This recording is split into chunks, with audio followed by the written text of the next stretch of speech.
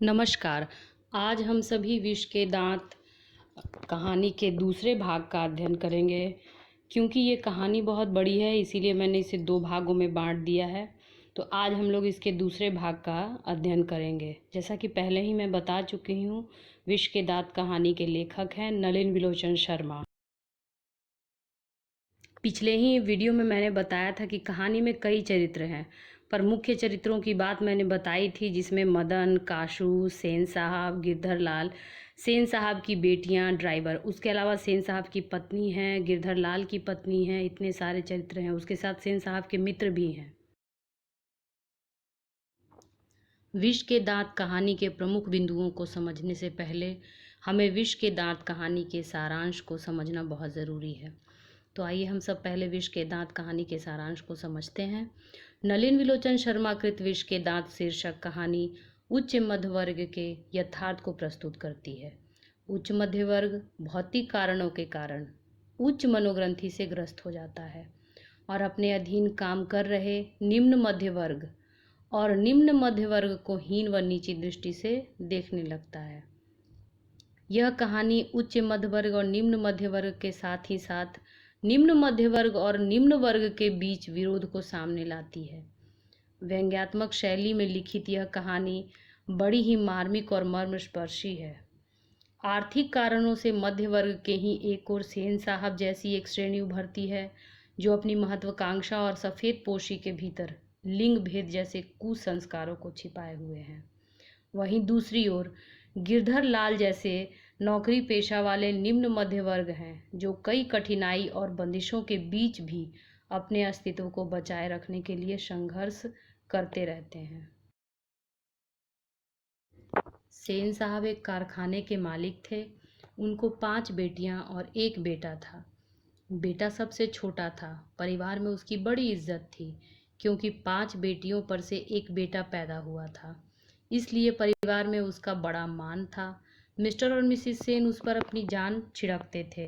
बहनें भी उसे बहुत प्यार करती थी। स्वाभाविक सी बात है, इकलौता भाई है, इकलौता बेटा है घर का, तो उसे सब लोग बहुत प्यार करेंगे, दुलार करेंगे। घर वालों के प्यार ने कासू, जिसे प्यार से खोखा भी लोग कहते थे, उसको बिगाड़ करके रख दिया गया था। मिस्टर और मिसिस सेन ने उसे इतनी छूट दे रखी थी कि वह कुछ भी तोड़ फोड़ करे तो भी उसे इसके लिए कोई डांट फटकार नहीं पड़ती थी। उसे पूरी तरह से आज़ादी थी अपने मन के करने की। सेन साहब के घर में कुछ नियम बनाए गए थे जो कासू यानी खोखा पे लागू नहीं होते थे। वह केवल सेन साहब की लड़कियां थी जो 5 उन पे लागू होती थी। सेन साहब कासू को इंजीनियर या बिजनेसमैन बनाना चाहते थे, इसलिए उसे पूरी छूट दे रखी थी। चाहे वो जितनी भी बदमाशी करे, जितनी भी तोड़ फोड़ करे, उसे उसके लिए कोई भी डांट फटकार नहीं पड़ती थी। तभी तो एक बार सेन साहब के पास एक काली रंग की कार थी, जिसके शीशे के पीछे का शीशा कासू ने तोड़ दिया था, पर उसे डांट की जगह शाबाशी मिली थी। अगला हम लोग सारांश देखते हैं। सेन साहब ने काशू को गोद में लेकर हल्की मुस्कुराहट के साथ उसे डांट दिया। सेन साहब अपने मित्रों को देख कहते हैं, देखा आपने, हर समय मोटर के पीछे पड़ा रहता है। उसे इसके कल पुर्जों में दिलचस्पी है। शायद यह देखना चाहता है कि इस बत्ती के अंदर है क्या। काशू की शरारतों को कभी इन्होंने गंभीरता से नहीं लिया। गिरधर लाल सेन साहब की ही फैक्ट्री में किरानी पर के पद पे काम करता था। वह अपने परिवार के साथ आउट हाउस में रहता था। उसके लड़के का नाम मदन था। मदन ने जिज्ञासावश सेन साहब की गाड़ी छूकर देखनी चाहिए। इस पर ड्राइवर ने उसे धकेल दिया। शोफर यानी कि ड्राइवर, जिससे बच्चा मदन गिर पड़ा। उसको बाएं घुटने में चोट लग गई और खून निकलने लगा। मदन के बाल मन में सेन साहब के प्रति अवज्ञा का भाव जग गया। अवज्ञा यानी कि तिरस्कार का, अपमान का भाव सेन साहब के प्रति जग गया, अनादर का भाव जग गया। यह अनादर का भाव बाल मन का भाव नहीं, बल्कि एक गरीब का अन्यायी धनी के प्रति था। अब हम सभी कहानी के सारांश के अंतिम भाग में पहुंच गए हैं। एक दिन काशू खेलता कूदता बंगले के अहाते की बगल वाली गली में जा निकलता है। वहां मदन अपने पड़ोसियों के साथ आवारा बच्चों के साथ लट्टू नचा रहा था। सबको लट्टू खेलता देख उसका मन भी खेलने को करने लगता है। काशू यानी कि खोखा मदन से कहता है, हमको भी लट्टू दो, हम भी खेलेंगे। मदन ने काशू को धमकाया और बोला, अबे भाग जा यहाँ से, आया बड़ा लट्टू खेलने वाला, जा अपनी बाबा की मोटर पर बैठ। इस पर काशू गुस्से में आकर मदन को एक घूंसा मार देता है। मदन काशू पर टूट पड़ा। काशू जान बचाकर वहाँ से भाग जाता है। सेन साहब को काशू के पीटने की खबर लग गई थी। वहीं मदन अपने पिता के डर से इधर उधर भटक रहा था। सेन साहब ने गिरधरलाल को बुलाया और मकान खाली करने को कह दिया। गिरधरलाल चुपचाप सेन साहब के घर से चला आता है। अब मदन डरते डरते 9 बजे रात को घर पर पहुंचता है। गिरधरलाल मदन की ओर निसहाय की तरह आगे बढ़ता है। मदन भी डर जाता है और डर के अपने दांत को भींच लेता है, परंतु गिरधरलाल उसे पीटता नहीं है, क्योंकि इससे पहले जितनी बार भी मदन की शिकायत मिलती है गिरधरलाल को, गिरधरलाल मदन की पिटाई कर देता है।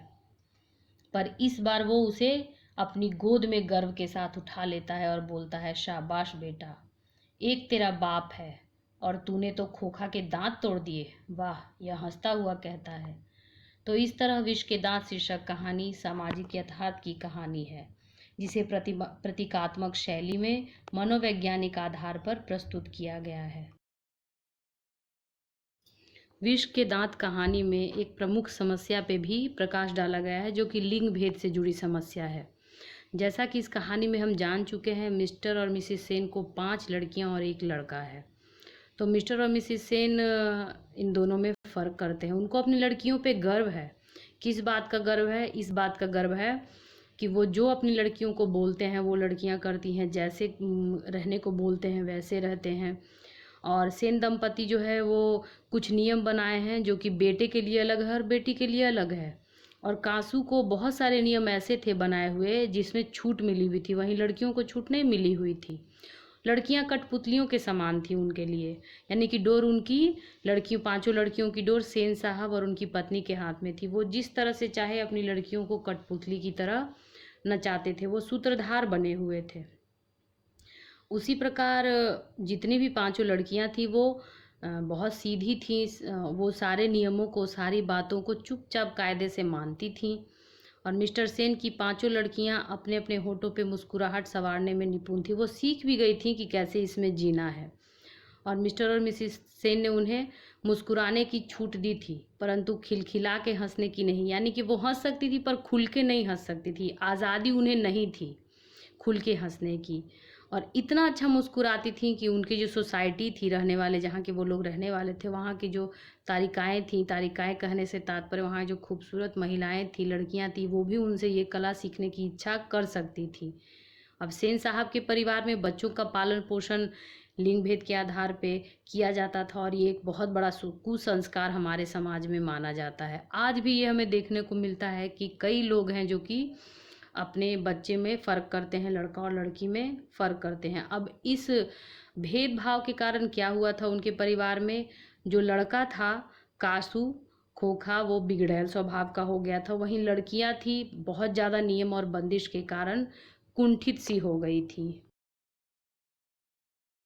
विष के दांत एक मनोवैज्ञानिक कहानी भी है। इस कहानी में हम देखते हैं कि मध्य वर्ग के अंदर जो एक उच्च मध्य वर्ग है और एक निम्न मध्य वर्ग है, उनके बीच किस तरह के संबंध हैं और कितने अंतर विरोध हैं, कौन कौन से अंतर विरोध हैं, वो सबको भी उजागर करती है ये कहानी। साथ ही साथ अगर चरित्रों की बात करें तो जितने भी चरित्र हैं उनकी चारित्रिक विशेषताएं भी हमें यहाँ देखने को मिलती हैं। चाहे वो सेन साहब का चरित्र हो, गिरधरलाल का चरित्र हो, सेन साहब के बेटे और बेटी काशू और उनकी बेटियों का चरित्र हो, सेन साहब की पत्नी का चरित्र हो, उन सब की चारित्रिक विशेषताएं, उनकी सोच समाज के प्रति, अपने व्यक्तियों के प्रति, वो उभर कर सामने आती हैं। उसके बाद मालिक और नौकर का संबंध भी अगर हम देखें तो सेन साहब और गिरधरलाल का कैसा संबंध है, सेन साहब और उनका जो शोफर है, ड्राइवर है, उनका कैसा संबंध है।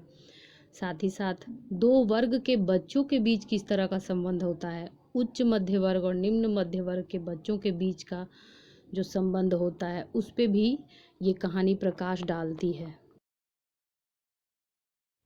विष के दांत कहानी एक व्यंग्यात्मक कहानी भी है। हम देखते हैं कि कहानी का प्रारंभ जब होता है उस समय से लेकर के कहानी के अंत तक व्यंग्यात्मकता चलते रहती है। कहानी के संवाद चरित्र जो उनका संवाद के रूप में आगे बढ़ता है, उसमें चुटकीले संवाद होते हैं जो कि हमें इस कहानी को पढ़ने में बहुत आनंद प्रदान करते हैं और वो कहानी हमारा मनोरंजन करती है। साथ ही साथ हमें ये जानने को उत्सुकता भी होती है कि कहानी में आगे क्या होगा। तो कहानी का जो व्यंग का जो रूप है वो बहुत ही अच्छा है और इस कहानी को वो एक नया आयाम भी प्रदान करता है।